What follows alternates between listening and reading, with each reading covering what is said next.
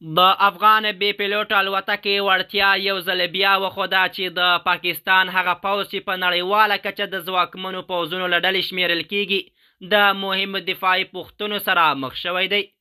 د حقیقت نیوز چینل درنو کتونکو سلام، ستړي مشئ، وخت مو په خیر.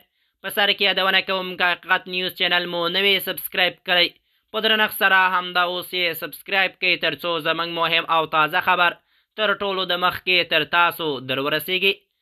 د افغان بې پیلوټ الوتکو وړتیا یو ځل بیا وښوده چې د پاکستان هغه پوځ چې په نړیواله کچه د ځواکمنو پوځونو له ډلې شمیرل کیږي د مهمو دفاعي پوښتنو سره مخ شوی دی.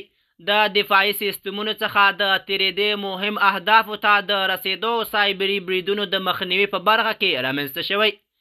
د پاکستان پوځي رژیم لپاره د ځواب غوښتنې موضوع ګرځېدلې ده. اوس دا پوښتنه د پاکستان د خلکو له لوري هم راپورته کیږي چې د دوی د منابعو بودیجې د پراخ مصرف سره ولې داسې ستونزې رامنځته کیږي. ویل کیږي چې د پاکستان د بودیجې له 80% څخه ډېرې پیسې د پوځ په برخه لګیږي او د خلکو مالیات او ملي سرچینې هم تر ډېره د پوځي جوړښتونو د پیاوړتیا لپاره کارول کیږي. خو سره له دې د سیمې وروستیو پیښو دا بحث راپارولی چې د امنیتي تګلارو پایلې باید د خلکو لپاره روښانه شي. افغانستان تل ټینګار کړی چې د پاکستان له خلکو سره دښمني نه لري، بلکې د دواړو هیوادونو ولسونه د سولې او ثبات غوښتونکي دي.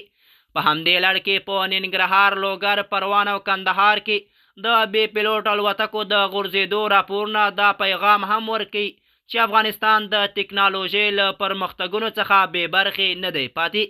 چارواکي وایي چې د هیواد امنیت او دفاعي ځواکونه هڅه کوي د سرحدونو ساتنه، ملي حاکمیت او خپلواکي په منظمه توګه خوندي کړي او د دفاعي وړتیاو د پیاوړتیا لپاره کار روان دی. د دې پیښې په اړه ځینې شنونکي ټینګار کوي چې باید موضوع د حقیقت پر بنسټ وڅېړل شي. دوی په باور هر ډول بې پیلوټ الوتکه چې د برید یا جاسوسۍ لپاره کارول کیږي د امنیتي ځواکونو له لوري د مشروع دفاع په چوکاټ کې هدف ګرځېدلی شي. د حقیقت نیوز چینل درنو کتونکو زموږ د نن ورځې چمتو شوی خبر تر همدې ځای و. تر بیا مو په الله سپارم.